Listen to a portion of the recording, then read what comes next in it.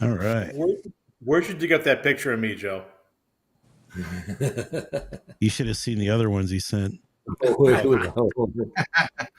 Alex, in the future, you have my contact information. Feel free to dial direct.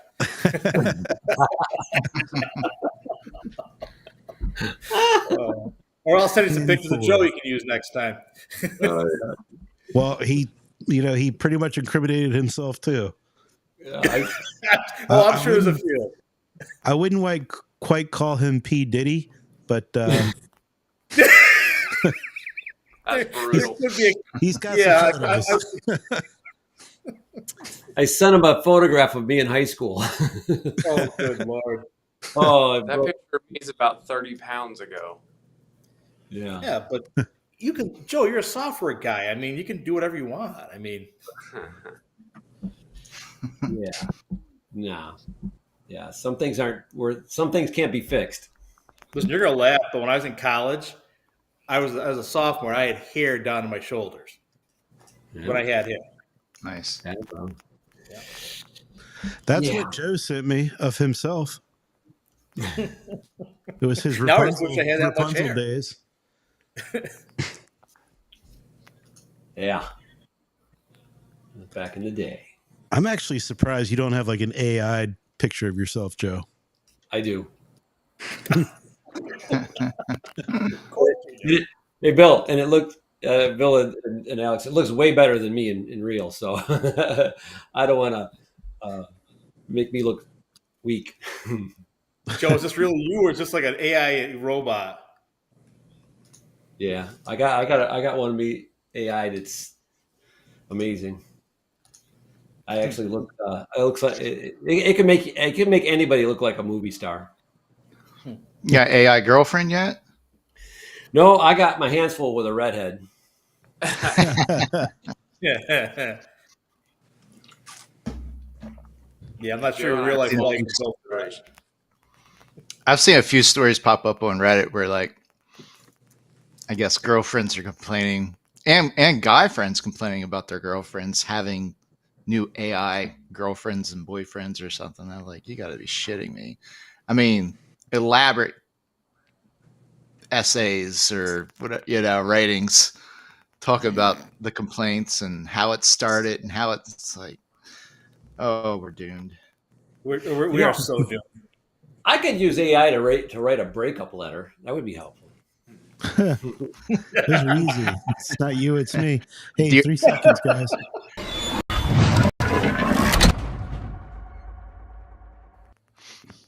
All right.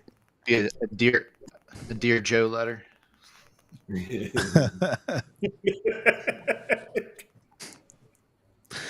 Well, welcome to What Kind of AI Jokes Can We Make Friday? With the largest guest count we've ever had.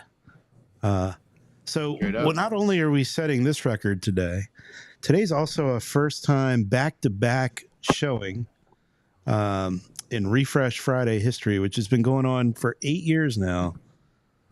So, Bill Vaughn, 2 weeks in a row. Congratulations. Yeah. Returning champion. I like that. Returning champion. I like that. And then I think we got you again in November.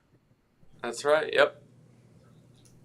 You're earning your gold jacket this year for sure. Over. I'm in. All right. Well, I think we need to go around the room and say who each of us are, with the exception of Jeff and me. I think we've been on this show enough that y'all might know us. So. But Joe, why don't you fire it up? All right. I'm Joe Pistell, commonly known as the dealer refresh troll named Uncle Joe.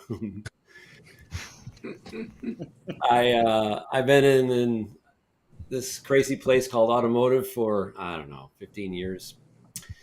And longer than that. Longer than that, Joe. A lot longer than that, Joe. Yeah, dude, don't come down on me too hard. Jeff and Alex and I were selling cars on eBay a zillion years ago. Yeah. We were rock stars back then. We were. I had a You guy guys are buy still a a rock star. In a small pond. I had a buy and back in the day. I had a guy buy a Pontiac Grand Am used from Denver, Colorado. He flew to New York State to buy a Pontiac Grand Am. Grand Am. Yeah, flew. He and his girlfriend, and they drove it back. You know, he He flew probably over, passed over like 100,000 of them easy. on Right. the way there. So just goes to show you the power of merchandising. Well, that's the point of today, right? So, Yeah, buddy. Yep. so Bill Vaughn, See what you did there. Yeah, I'm Bill Vaughn. I'm the general sales manager at Kirkson Motor Company. I've been here 8 years, car business for 10 now. and Deal. Refresh Friday for 2. 2-time Refresh Friday champion. Congrats. All right, Bill Take after my Bertram, Chiefs. which, by the Eerily way, guys, similar we're going to have to profile. call y'all by your last names to keep the confusion down. I I know. say, am I going to change my name or? Hey, you. We can call I'm you Bill Bill. Bertram. I have been here at Raymore Chevrolet as a GSM for almost 8 years now. In the car business for going on 25. Got here after college. Worked my way up, done everything you can do, short of fix cars, and been known Joe and Alex for quite a long time now, and definitely been involved in a pretty crazy changing world in the auto industry with them, and glad to be here. Glad you are too, Bill Bertram. Number 2. So, Peter, this is our first time meeting. Yeah, thank you so much for having me. Peter Barba, co-founder and CEO of Lectrium, calling today from Brooklyn, New York. Started Lectrium 3 years ago after living in Oslo, Norway, and studying the EV market. Firsthand seeing a country that's selling over 90% of new cars being electric, and trying to take that knowledge and bring it back to the U.S. And now we're helping dealerships electrify their websites, showcase EV relevant information on their VDPs. And I recently got connected to Joe and Bill Bertram at Raymore, and I'm super grateful for the opportunity to be with all of you today. It's an honor, and I'm really excited for the conversation. So thank you so much. Cool. We're glad you could make it. That may have been one of the best intros yet. Hey, Nailed it. and I'll put a cherry on top. Bill, Peter's got a little secret. He is, if you look on his LinkedIn, he was a Division I basketball player. Where'd you play, Nice. Pete? Yep, I played at Columbia University. I actually led the Ivy League in 3-point percentage my senior year. Shot around 47% from three. Only reason I was allowed on the court, it wasn't my athleticism. But yeah, I'm actually hosting a 100-person basketball tournament in New York City next week for New York Climate Week. Cool. Nice. Very cool. Very awesome. Good. Deal. Well, we are here to talk about merchandising from the front line to the plugs that go in the EVs. It's like all the way down the line. That's why there's so many guests on Refresh Friday today, because there's so many different things to talk about. And Joe, you definitely get credit for putting this gang together. Thank you. It's, for me, merchandising is overlooked, and as our, how do I say this? If I'm a car shopper looking at cars.com or gurus, and I'm not a car person, they all look the same. And I have a hard time with that hat on. I have a hard time differentiating vehicles. Yep. And Sure. and the whole merchandising side of things obviously begins with the photos, right? Amen. Would agree. Yeah. Without a doubt. Yeah. So I just, if I could just run with this a little bit, I invited the two Bills because they're both deeply connected to their sales floor. They're very progressive. They're pioneers, and they do it one sale at a time. And they roll up their sleeves and they commit to new ideas, and they both get the merchandising thing intuitively. Bill built his own photo booth. Bill Bertram built his own photo booth.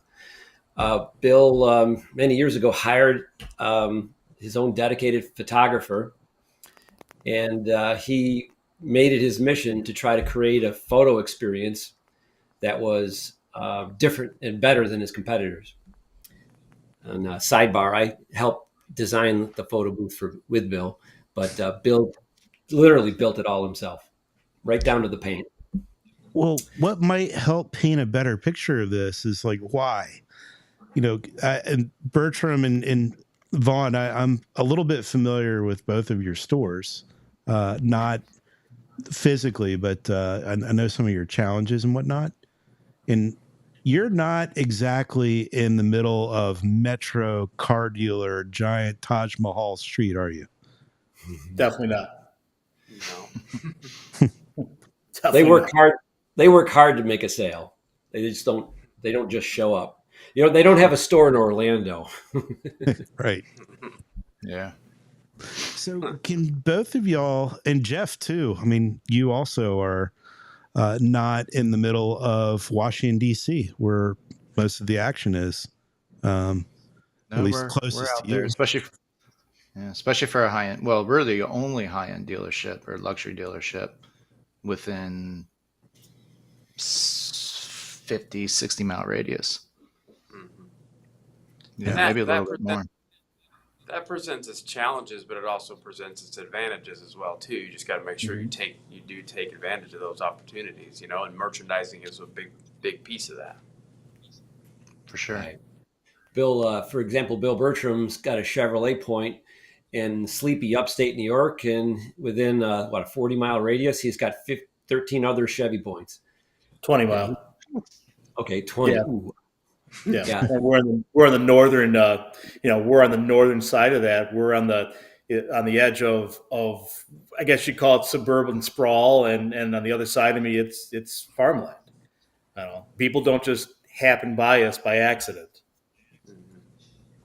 Right. Same thing with Bill Vaughn. He's out there in the Midwest, and he does an amazing job having to pull customers in from great distances. Yeah, and we're north and south of us. There's an hour and 15 minutes to the next decent sized city, and then we're so uniquely positioned in Missouri that we're both 2.5 hours from Kansas City and 3 hours from St. Louis. So any serious metro area we're a long way away from. But again, there are some advantages to that too, and being a small store as well. There's some advantages to that you got to take into account as well. It's a little easier to get things done. Yeah. Do you find most of your sales are appointment based? Actually, no. We have very few appointments. It's amazing how many cars we sell without the appointments.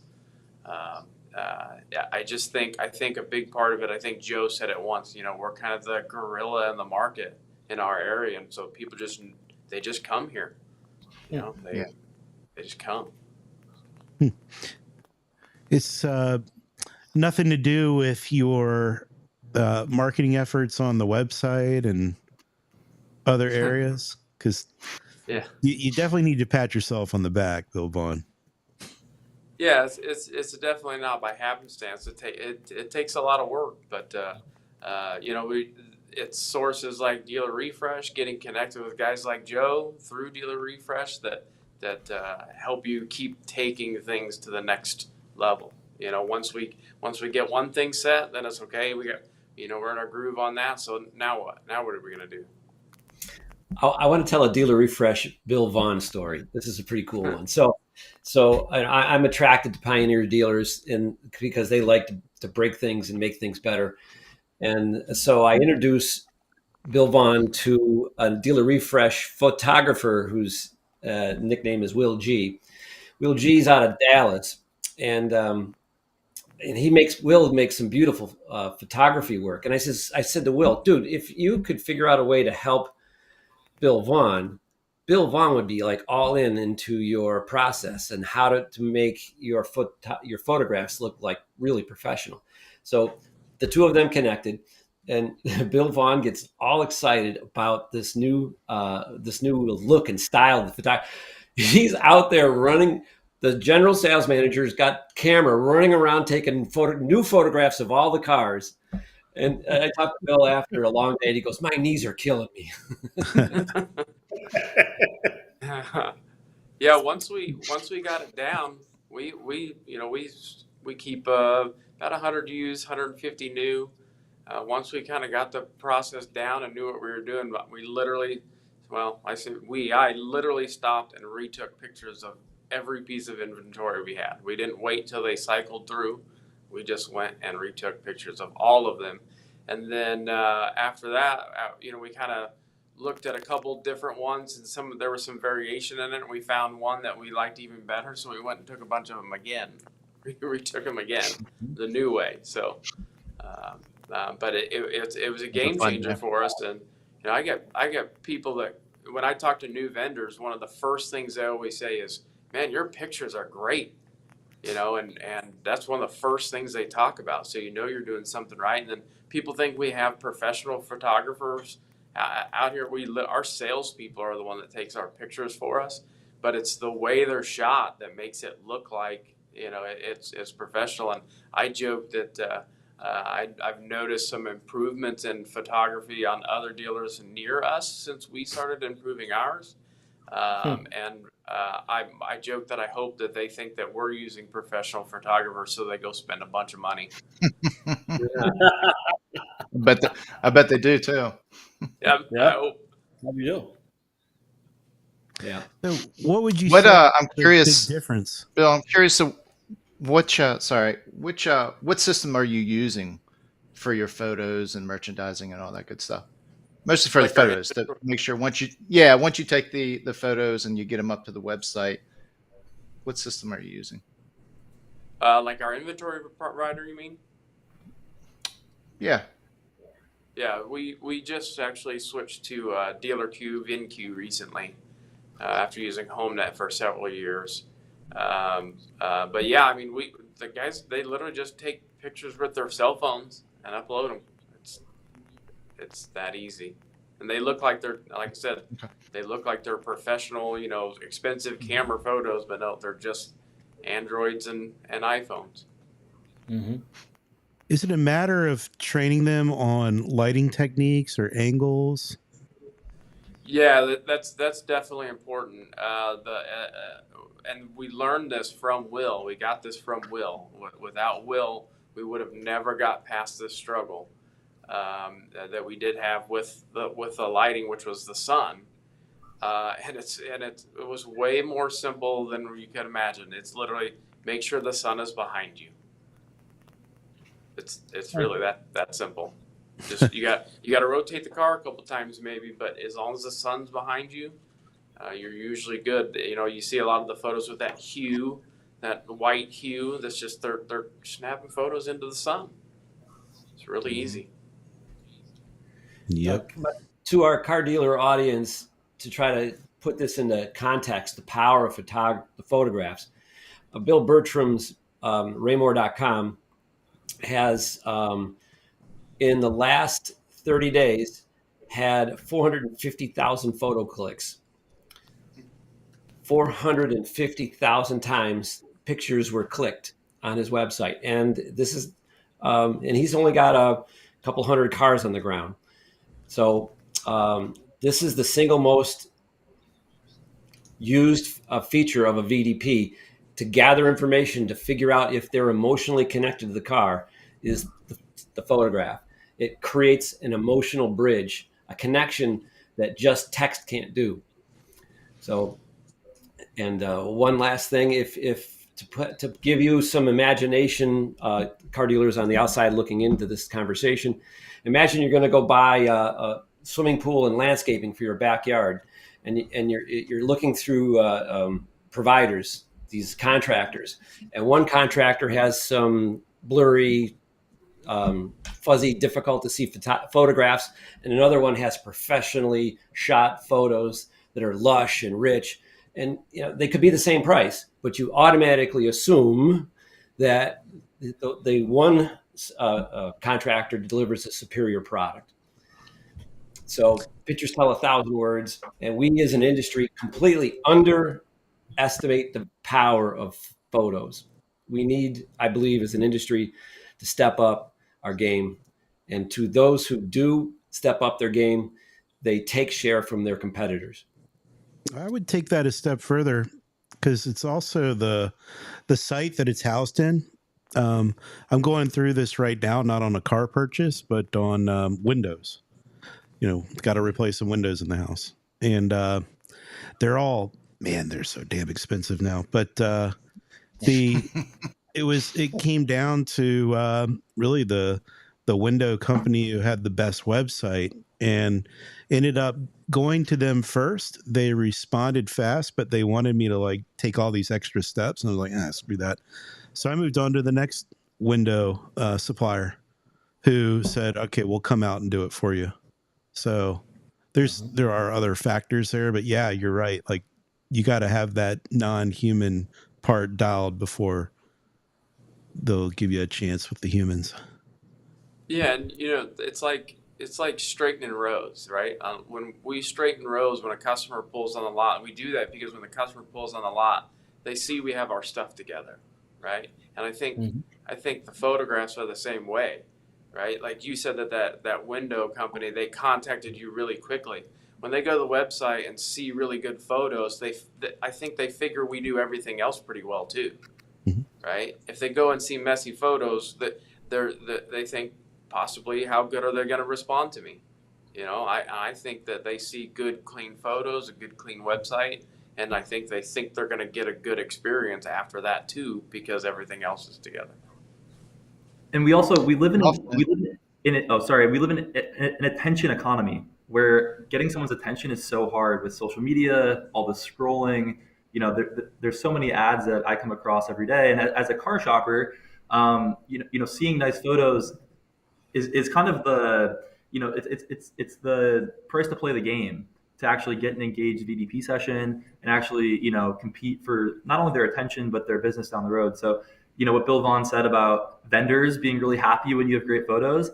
As a vendor, I totally echo that sentiment and agree, because if you have better photos, you're going to have more conversions on your lead forms, more engagement on your VDPs, and it's really a trickle down effect, where great photos lead to great success both in person, like you mentioned with the line organization, and then also with online digital experiences too. And so, Bill Bertram, you're utilizing Joe's new product, and he just threw a stat out there about the number of photos that are getting hit on your website. Are there any other?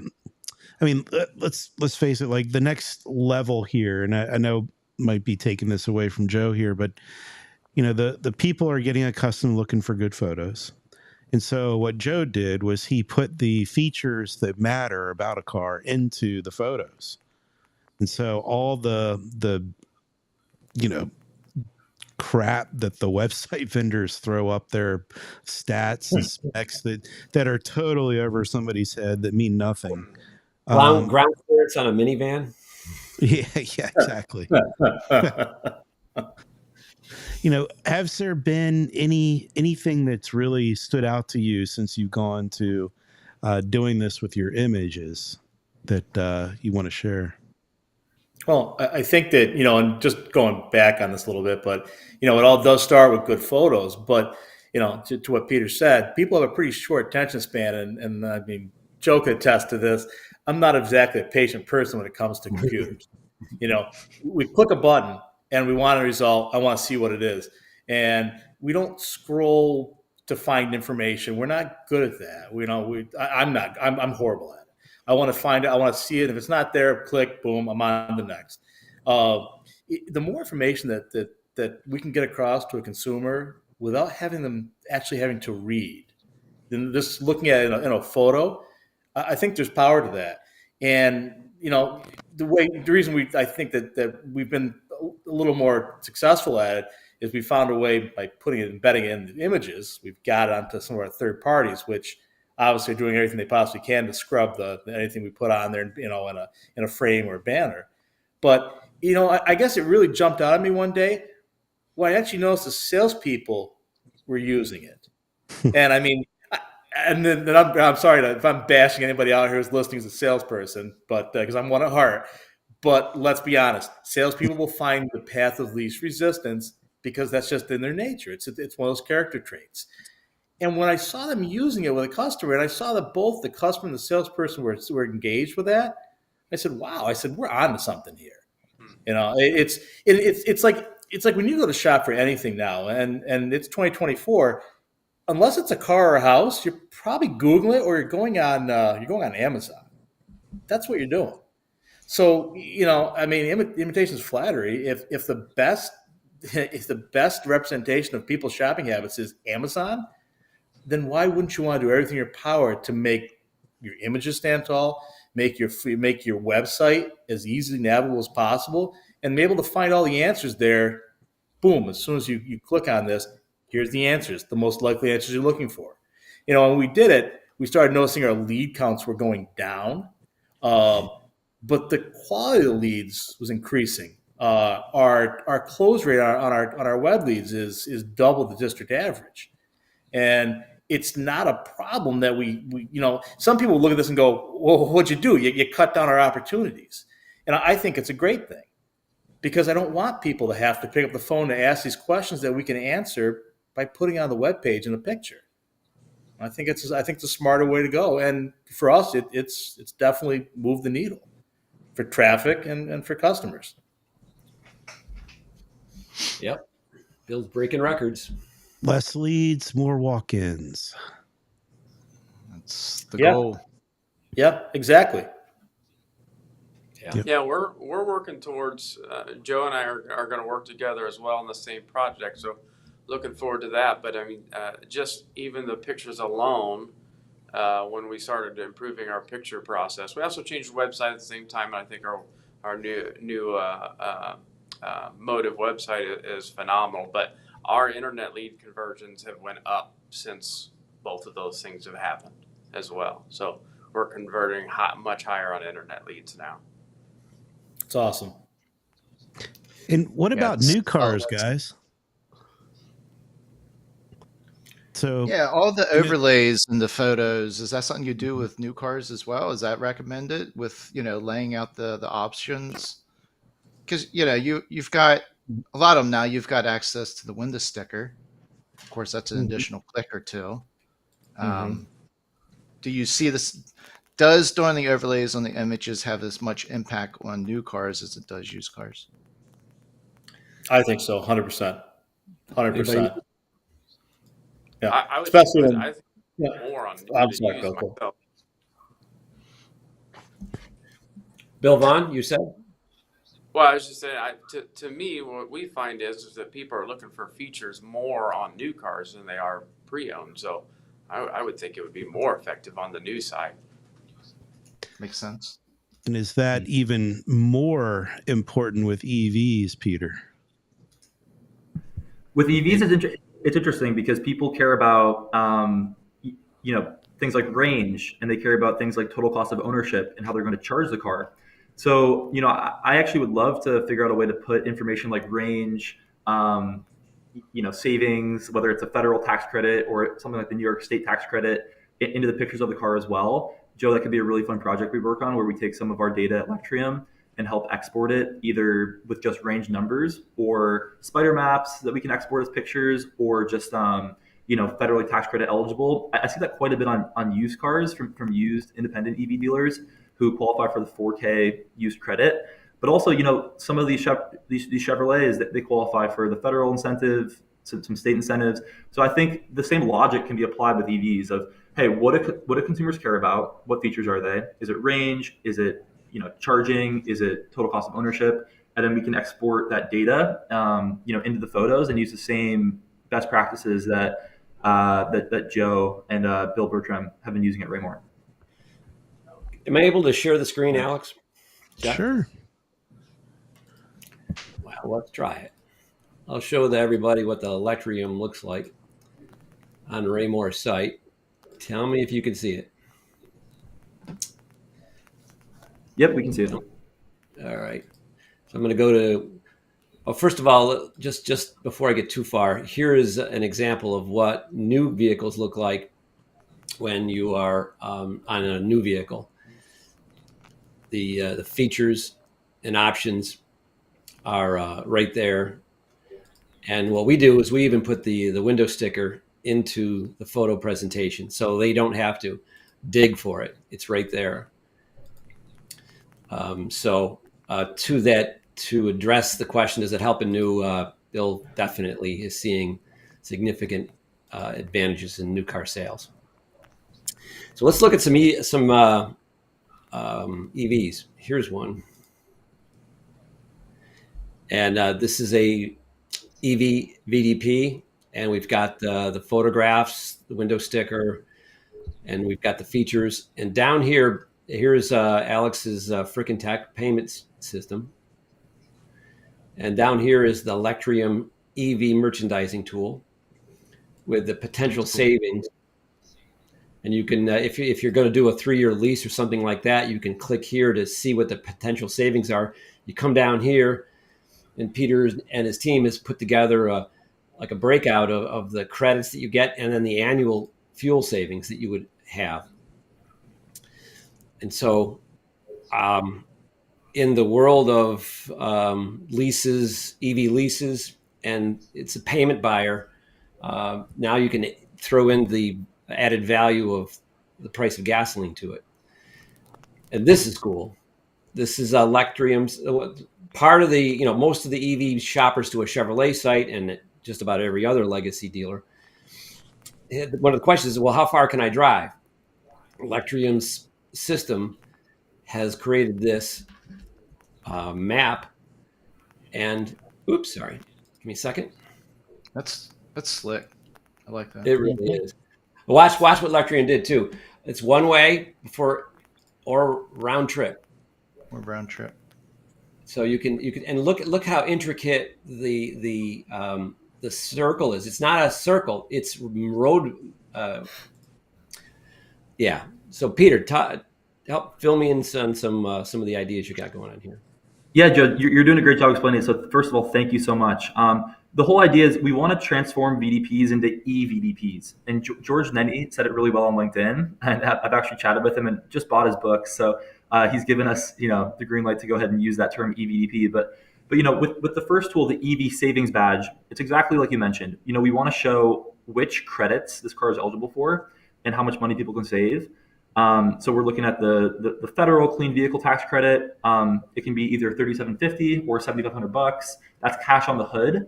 It's actually a point of sale credit now, so dealers can help consumers register for that and actually get that off the MSRP of the car. There's also state incentives, and then with fuel savings, we also want to show lower total cost of ownership if people charge at home versus filling up their tank with gas. So this tool actually takes into account the state average electricity price and gas price.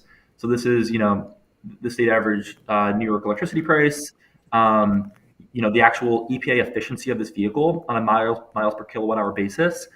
And then with the range map, this is a newer addition to our products because consumers, are always wondering, hey, how far does this car go? Just like Joe said. And, we want to show a visual, first of all, to make the VDP more engaging.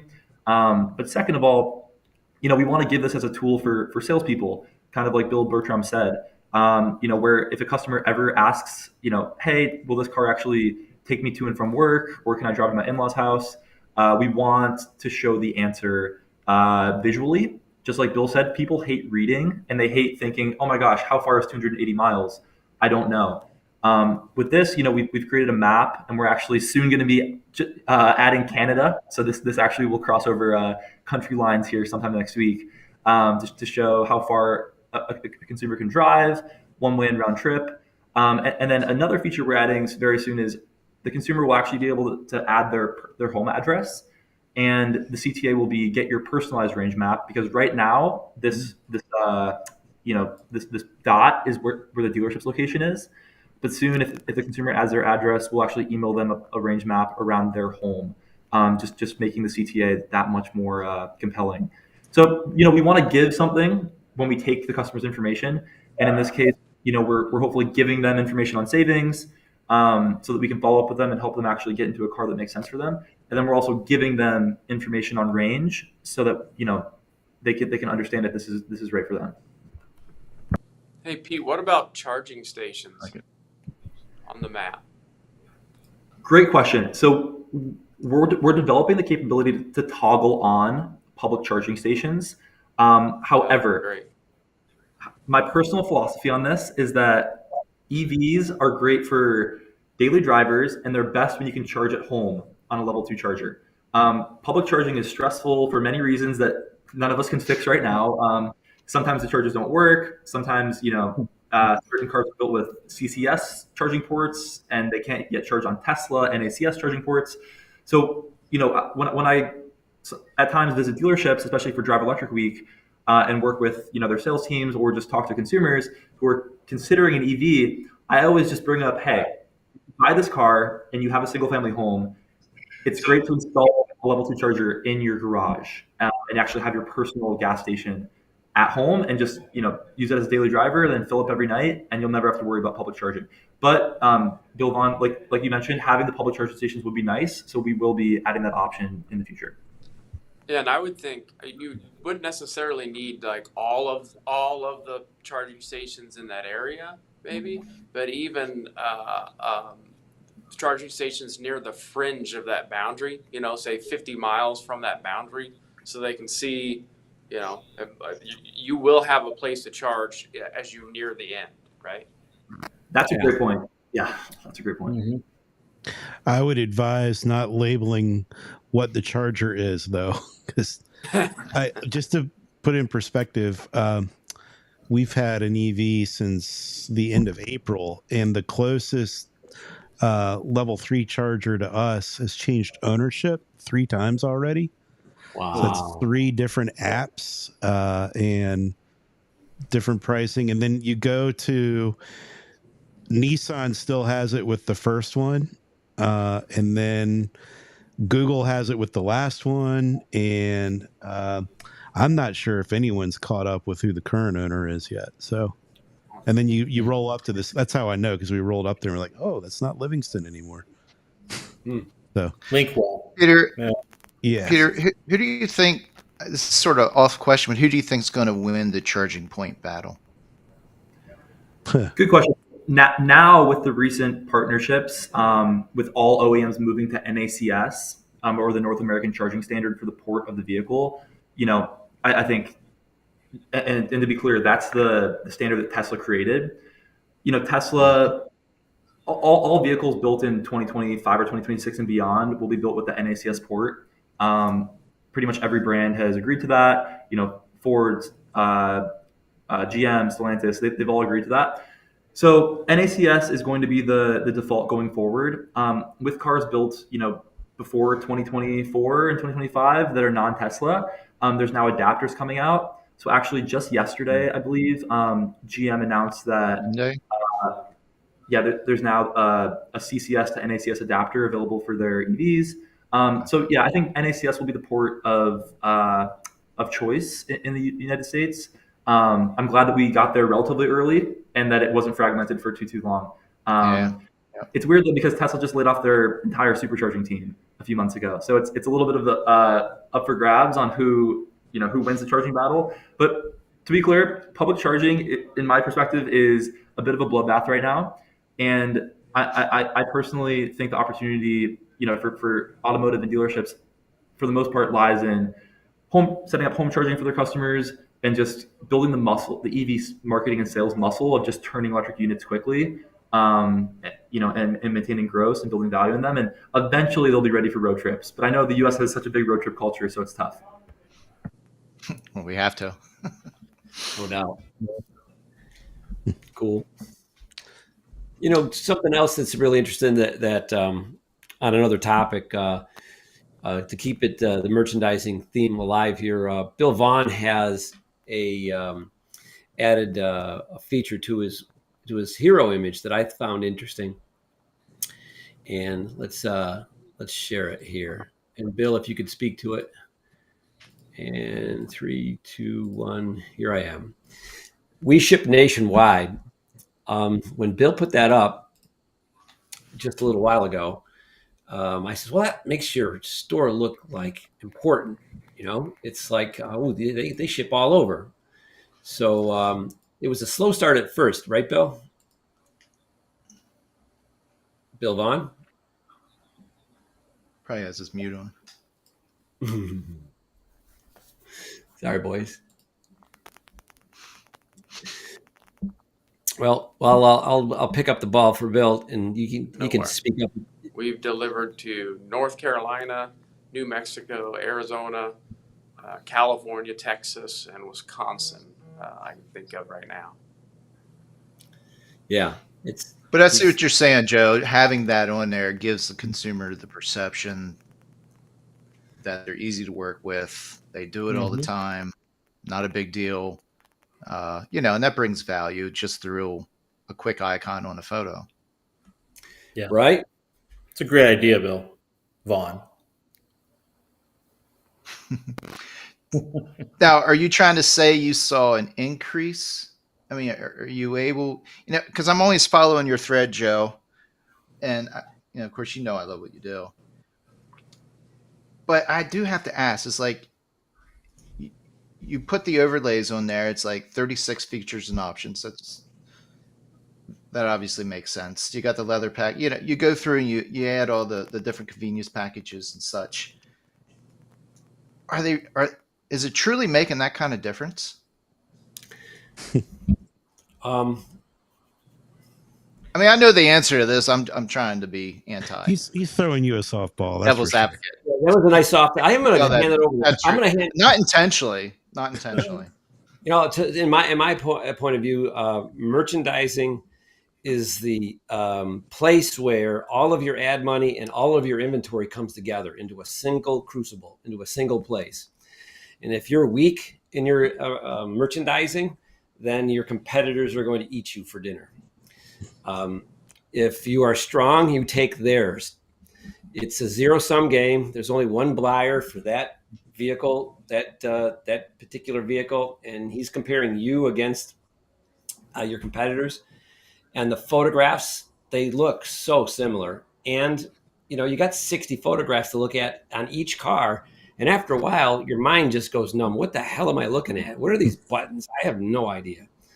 So, and Jeff, with regards to just post-COVID, the amount of safety features that are going onto these cars now is just bonkers.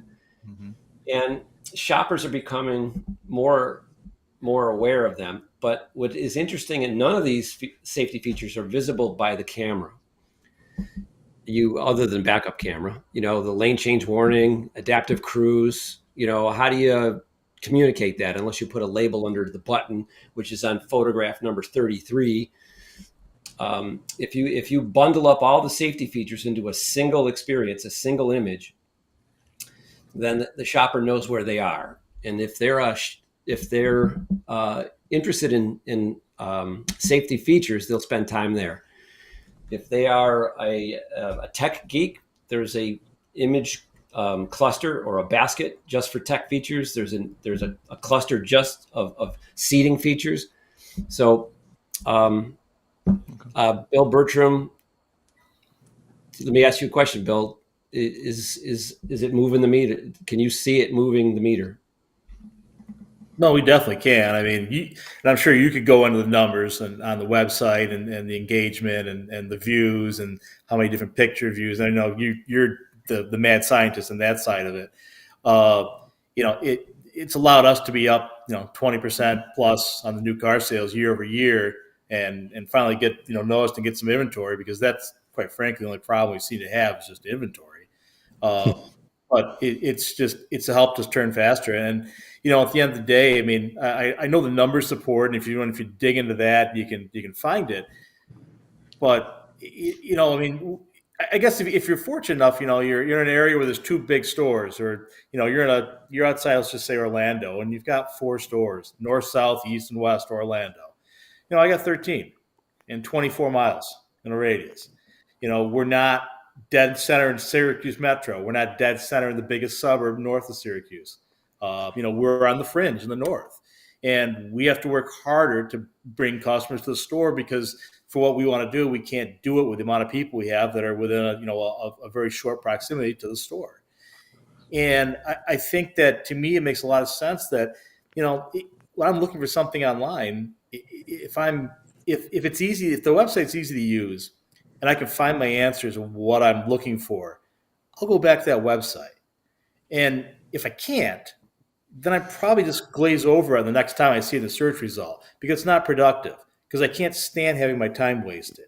And I think that's true for most people. I think everybody nowadays carries a computer around with them and shops from their phone. And I think that's where for us, we move the needle. If we had 1,000 cars in the ground, I could justify spending the money and say, hey, we're huge. We have 1,000 cars. Come see us. We have one of everything you need. But we don't. And we have to take a different approach. I think for us, it's worked very, very well. So what about pricing? I'm sorry, so this is a still, like, I guess, a silly question to bring up pricing and how important that is in the merchandising umbrella. But we've had 3 years where we haven't had to worry about it so much, and now anybody who's come into the business in that time probably hasn't known that pricing is a major factor in what brings a customer in on a car. So are you guys utilizing anything, Bill and Bill, or doing anything different now that the market's beginning to shift? As far as pricing tools? Pricing tools, strategies, you both have upped your picture game and then some. So have you done other things to up the full merchandising game all around, like some pricing strategies?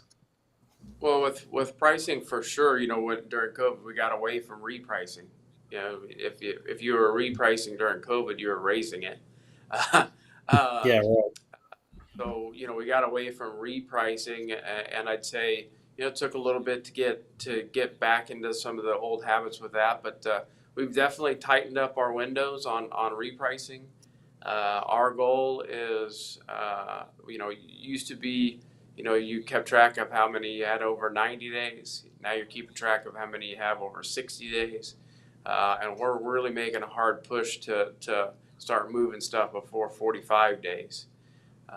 So we, what we know is and we kind of got this based off of the shipping thing too, about that kind of 30-day window for shipping to take off.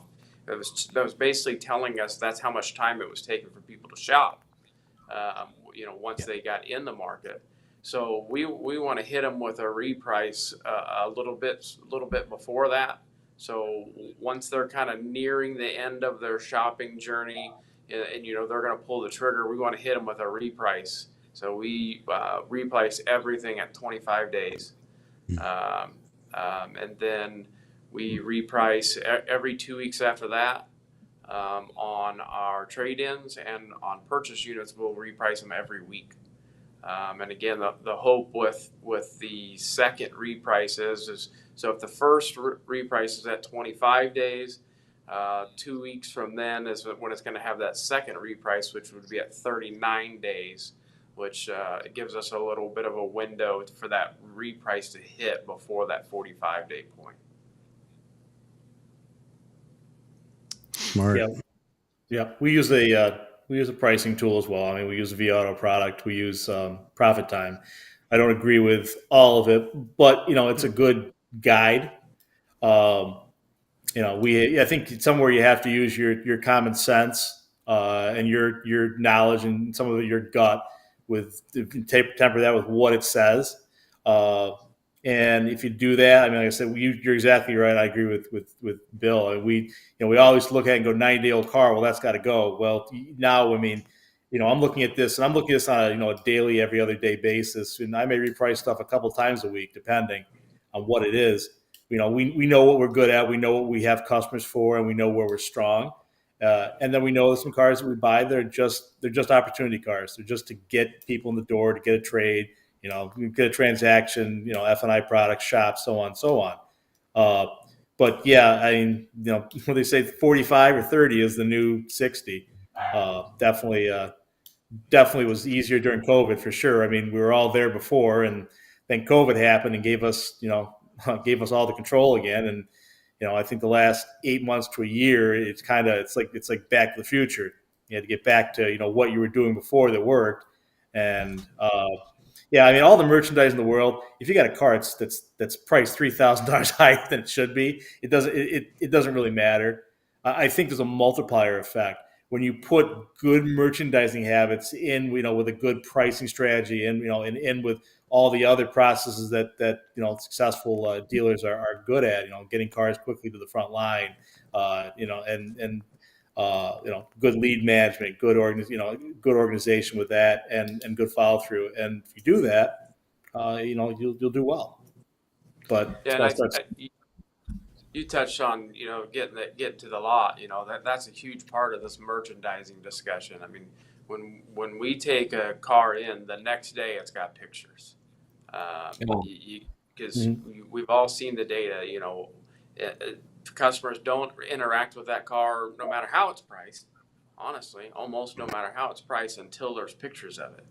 And so we make sure that the day after we trade it in, we don't take all the pictures, but we take about 12 to 14 photos of the exterior, or it's actually about eight photos of the exterior, and then we take 4 photos of the interior, and maybe any Z71, AT4 badging, things like that, the next day that the vehicle's taken in. And so the faster you can get those things with pictures on them, the quicker the engagement's going to be. Another aspect of we tie to the repricing. You hear all the time about dealerships getting out to the lot and looking over cars after X amount of days. Part of that process for us is, again, we tie it with the repricing. At about 25 days, we go actually physically look at the car, walk around the car, make sure there's not anything that's preventing that car from selling. That's I know most of us do that, but the other piece of that is then when we come inside, we go on the website and we click through all the photos of that car. Is there anything in the photos that might be deterring people? You see random stuff where in one picture the salesperson didn't start the car, so there's a check engine light on. There's no check engine light on, but you can see it on the dash. So just little things like that pop up now and again that you just wouldn't have seen otherwise. So we also look at the photos every 25 days or after 25 days. You're reminding me of Matthew Haken, who's come on and shared this before, but he likes, if you want to go faster than getting the car before it's physically on your lot, you buy it on the virtual auction and you right click save as on all the photos from the auction. Use those before the car is even there. That's bad. Yeah, we do that. Good. You know what? I would like to share a thought about pricing models and decision making from a GSM's point of view. So one of the things we track on Raymore.com is super shoppers. Working with Search Engine MD, that's Raymore's ad agency, and they've created a dashboard that allows us to look at the number of photographs clicked per VIN and then number of photographs clicked per day. So I'm able to look at the aggregate, the total of the photographs clicked every day, and I watch trends. And every other day I have a meeting with Bill, and my mission is to I know that rising or falling trends in photographs, number of photographs clicks, is a precursor to rising or falling sales overall. So Bill's and I talk all the time. Bill Bertram and I talk, and when Bill Vaughn and I connect, we'll be talking all the time too. The other thing that we track, which is really cool, is the super shopper themselves. This is a shopper This is a super shopper that clicks 40 photographs or more. 40 photographs or more. And we track the number per day, how many Raymore has. Raymore has roughly 200 VINs on the ground, and they'll have 180 to 210 shoppers clicking 40 photographs per day. So that's a hallmark of a really healthy demand. And So, Joe, you and I have talked about it too, about combining the analytics data with how many events happen with the photos, but also including calculator clicks and Carfax clicks, and combining those things. And I've shown you the data where we, in the past, have used those events and along with price to market, and been able to make very good predictions about when a car was going to sell. Using that data, you could say a car was going to sell. Yeah. Oh, and one other thing to add to the thread here is I haven't had a chance to work with Bill Vaughn yet, but on Bill Bertram's Raymore, he has roughly 40 to 50% of his used inventory is off brand.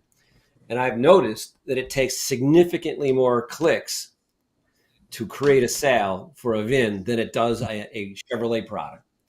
So if he's got Chevrolet products, the depth and count of engagement is less. They sell quicker with less work. So this is why merchandising is so helpful in off-brand. Powerful merchandising helps. Someone comes to your site and they're looking for an Audi and you're a Chevy dealer. That takes some work. Great, fantastic merchandising helps the Audi buyer understand that this Chevy store has got their game on. So let me expand on that a little bit, because I could see where some people would say, hey, look, you're a Chevy dealership. Of course, you're going to be optimized for Chevy keywords and pulling people from SEO and paid search and whatnot better than, if you had a Lexus on your lot. So not exactly true all the way there. It's really just the simple fact in the consumer mind that if you've got a Chevy, you're a Chevy dealer, you know better about those cars than the Toyota store that's carrying the Chevy. Yeah, it's really that simple, and that's how the consumer's thinking about it. So yeah, literally. Yep. Mm-hmm. Yeah, and that's why I was saying caught myself doing that, even though I do know better in some cases. Well, that's the point I was making, that the Raymore's off-brand products require more shopper clicks to make a sale.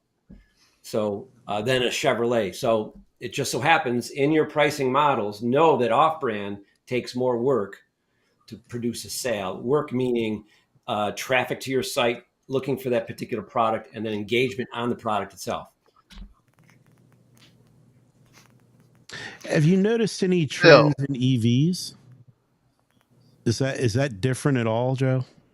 Haven't got that deep yet. Peter's beautiful product just got installed this morning. Bill Bertram has just started to unleash the gauntlet of bringing in electric cars. And Syracuse, New York is a lunch pail kind of community. It's going to be, Bill's got some work ahead of him to sell to the professors and to the doctors' wives. And he's literally a rural store. But we're ready for the fight, and we're gonna do it. Yeah, don't really have a choice. Bill, I took notice on Raymore.com. You've got great photos, lots of photos. I don't see a button to watch video. I don't see any type of fancy spin car or car spin, whatever it is. No, I don't see any fancy interactive, messing with the car to maybe dive deeper into the options. I'm curious, with so much, it's a great website, sort of, say cutting edge, but for our industry, sort of cutting edge. Are you missing out on anything about not having some type of interactive spin car piece or stitched image video? I don't know if we are or not, doing the spin car. I think there'd be some great places to use video. There's definitely some complex things to go over, and pictures are better than words, and videos are better than pictures. For us, it's just it's finding the manpower and to do exactly that. It's something we need to do. I think there's definitely do we need to go all out and have every car, on a in that platform? I don't know if that would move the needle a lot, but I think it would certainly wouldn't hurt. There's a lot of things that you Um, said that you can't explain in a photo. So, well, I just go back to my own experience, and I never click on video. The little engagement spin cars sort of just gets on the nerve, or they don't work proper on mobile, or it's just too much information in one condensed area. So I'm always back and forth. I'm like, you know what? For me, just give me great photos. Give me the overlays to show me what I'm looking for. To me, that's quicker. It's more efficient. It's a better experience. That's where I was going at with that. I was like, wonder if you feel as if you're missing out. I would say you're probably not missing out on anything. Joe, do you have anything behind that? Do you see dealerships that's got, click here for video or some type of spin car interactive piece where that is yielding a higher conversion or higher sales amount versus just traditional photos with overlays? From my point of view, before you get into the gigas or the fancy stuff, you gotta execute the basics, the foundation to perfection first. Great, high, both bills are executing photographs at a high level. Both of them are just doing a great job. Like case in point, Bill, I don't know if I'm out of line here, but Bill Bertram went from a 6 turns a year to 12, and without any major change in pricing. He's not a velocity dealer. All he did was, one, nail the basics and make the photo experience better than his competitors. 2, he brought me on board. We merchandised the photographs. And then 3, we turned on Search Engine MD, the ad agency, and it doubled volume to the website. And Bill is just killing it and not discounting at all. Out of other than the normal discounting, he's not using velocity to move iron. Gotcha. It'd be I know for me it'd be interesting on Raymore.com to once you've got, well, it seems like you've got the basis down perfectly, but to add some type of stitch video or stitch image video or even a walk around video, I'd just be curious to see if it lifts anything. Yeah. I think it'll help. I think it would. Sorry, Bill, but I think it would help with EVs because it's such a foreign product to most people. And with the video, you could tell a story. Don't you worry. This is the best commuter car ever. No more gasoline. No brakes problems. So, Gotcha. I agree with EVs really quickly. The technology adoption curve is going from early adopters who are just people, super focused on the technology and batteries and, oh my gosh, I can charge this at home, to now the early majority where suddenly people know, hey, my cousin, my neighbor has an EV, and a video would be great to explain some of the things as well, but also just getting test drives in EVs and getting salespeople to drive them as well, just to be comfortable, at a dealership, both with the people selling the cars and then getting anybody who's interested to actually sit in one and drive it and practice charging it. A lot of that can be solved with video, but also just getting butts in seats, especially with weeks like Drive Electric Week coming up here in about 10 or 15 days. For some high volume dealers, they're organize these community events and getting a lot of people in EVs for the first time in their area, and it's really just making people more comfortable. But I think video can accomplish a lot of those same things, just maybe not the torque when you press the acceleration. Definitely not. I mean, more so like video for sure on social for EVs, I would think would be pretty strong. Like social is a great place for video. And so to your point, you can't show off the torque, but you can show off that these are built in America. These are built in Japan. That's not coming from Mexico or wherever any of the stigma building zones might be on the planet. And all these EVs are getting the premium build and the premium features and, the things that you're not getting in your base model. And the pricing on it is pretty good for the amount of tech that's in these things. So video can definitely show that off. Yeah, I agree. Yeah. Hey, let me ask you guys a question. How come Ryan Everson isn't in this conversation? Ryan, what are you doing out there? Get in here. I agree with everything Ryan's saying. He's spot on with EVs. Oh yeah, that's a I good don't think we idea. have the squares for him. Yep. I'll make another square for Ryan. Of course. He's always had an invitation. I think he's biding his time for the right moment.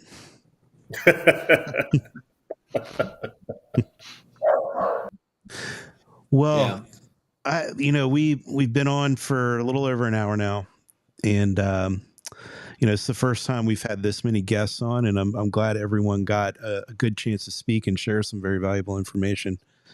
One thing, like, this has been definitely more of like, if you were to let me rephrase that. If you were to take the time period and say how much time was spent on certain things, obviously we spent the most time on photos.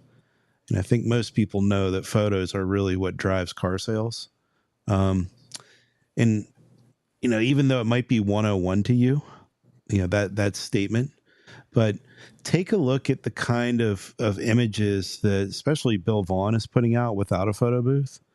Bertram's got the photo booth, and it definitely speaks worlds. He's got the lighting controlled. That's huge. And you got to understand that photography is not the two-dimensional display of something. It is the capture of light. That is the actual definition of photography. So it is all about the light. If you get that understanding and appreciation, your photos are going to soar in quality, and your leads are going to go up, and your walk-in traffic is going to increase.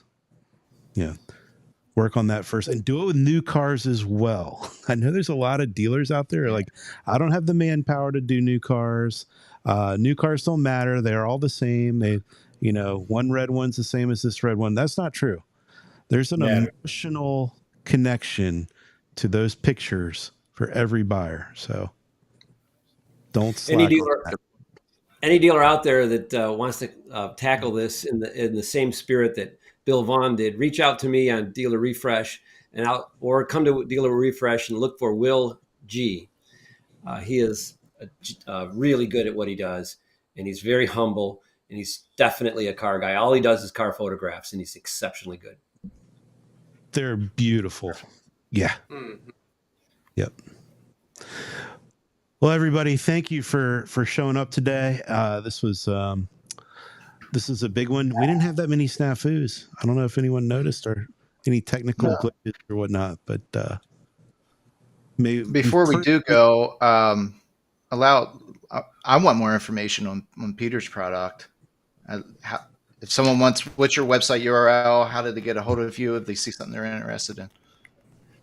Thank you so much. Yes, you can hit me up on LinkedIn, just Peter Barba, and we can message there directly, or go to lectrium.com, book a demo. I handle most of them myself with a couple of my teammates. And yeah, we help dealerships, showcase electric vehicle savings, electric vehicle range. It also works for plug-in hybrids, works new and used. So we're really just here to help dealerships, first of all, build the muscle of moving electric units quickly, and getting days inventory down, and then building value in the cars as well to sell them with maintaining their gross. So I'm really grateful to be on the show today. It was so much fun, and I'm excited to chime in more on Dealer Refresh and learn more about merchandising and all these topics. I learned quite a bit, so thank you so much. Awesome, man. Thank you. And thank you for putting this show together today, Joe. No problem. Love my car, guys. Thanks, Joe. All right, everyone, have a great weekend. Lots of sales. See you guys. You guys. Take care, everyone.